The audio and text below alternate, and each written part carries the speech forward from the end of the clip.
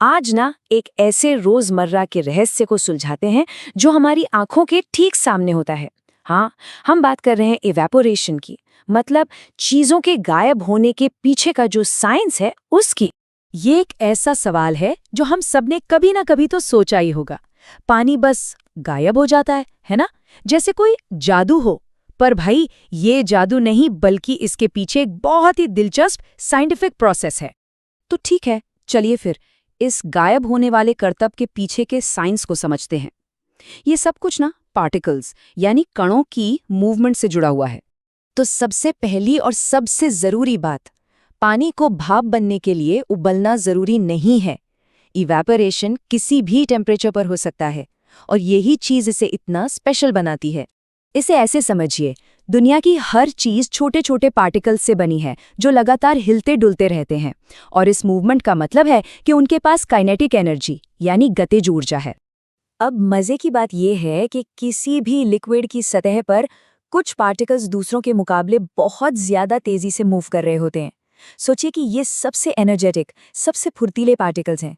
इनके पास इतनी एनर्जी होती है कि ये अपने साथियों का अट्रैक्शन तोड़कर हवा में, कह सकते हैं, भाग जाते हैं, और यही भागे हुए पार्टिकल्स वाष्प यानी वेपर बन जाते। तो सवाल ये उठता है कि क्या इस प्रोसेस को तेज किया जा सकता है? जी हाँ, बिल्कुल। असल में 4 मेन फैक्टर्स हैं जो इवेपोरेशन की स्पीड को कंट्रोल करते हैं। चलिए एक एक करके उन्हें समझते हैं। इसे समझना बहुत आसान है। देखिए, सरफेस एरिया बढ़ा दीजिए तो ज्यादा पार्टिकल्स को भागने का मौका मिलेगा, जैसे हम कपड़ों को फैलाकर सुखाते हैं। टेम्परेचर बढ़ा दीजिए तो पार्टिकल्स को और ज्यादा एनर्जी मिल जाएगी, वो और तेजी से भागेंगे। हवा की रफ्तार तेज कर दीजिए तो वो भाप बने पार्टिकल्स को उड़ा कर ले जाएगी, जिससे नए पार्टिकल्स के लिए जगह बन जाएगी। लेकिन हाँ, एक बात है, अगर हवा में पहले से ही बहुत नमी मतलब ह्यूमिडिटी है तो इवेपोरेशन की रफ्तार धीमी पड़ जाती है।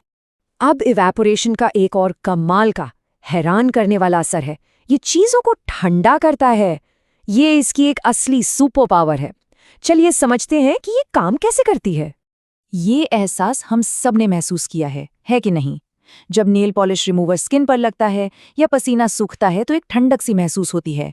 इसका कारण भी इवेपोरेशन ही है।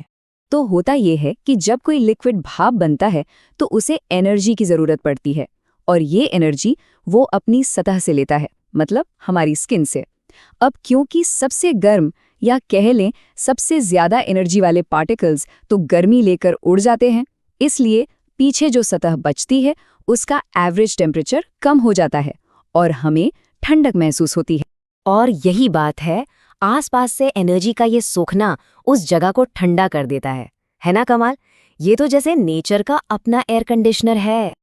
अब जब हम इसके पीछे का साइंस समझ ही गए हैं तो चलिए देखते हैं कि ये गर्मियों में हमारी रोजमर्रा की जिंदगी में कैसे काम आता है। ये एक बहुत ही कॉमन सलाह है जो हम सब ने सुनी है कि गर्मियों में कॉटन के कपड़े पहनने चाहिए, पर इसके पीछे का साइंटिफिक रीजन क्या है? इसका जवाब भी सीधा सीधा इवापोरेशन से जुड़ा है। देखिए, कॉटन यानी कपास पसीने को बहुत अच्छी तरह सोख लेता है। जब ये पसीना हवा के कांटेक्ट में आता है तो वो तेजी से इवेपोरेट होता है, और जैसा कि हमने अभी अभी सीखा, इवेपोरेशन शरीर से गर्मी खींचता है, जिससे हमें ठंडक और आराम महसूस होता है। सिंपल। ये रहा एक और मजेदार एग्जाम्पल। अक्सर लोग गर्म चाय या दूध को प्लेट में डालकर पीते हैं ताकि वो जल्दी ठंडा हो जाए। क्या अंदाजा लगा सकते हैं कि यहाँ साइंस का कौन सा नियम काम कर रहा है? बिल्कुल सही, ये वही सरफेस एरिया वाला फैक्टर है। प्लेट का जो सरफेस एरिया होता है वो कप से कहीं ज्यादा होता है, जिससे ज्यादा लिक्विड हवा के कांटेक्ट में आता है। इवेपोरेशन तेजी से होता है और चाय झटपट ठंडी हो जाती है। तो अगली बार जब कोई गीले कपड़े को सूखते हुए देखे या पसीने में ठंडक महसूस हो तो याद रखिएगा कि ये कोई जादू नहीं, बल्कि पार्टिकल्स का एक खूबसूरत डांस है। अपने आसपास की दुनिया को इस साइंटिफिक नजरिए से देखना शुरू कीजिए, पता नहीं कितने ही और रहस्य मिलेंगे।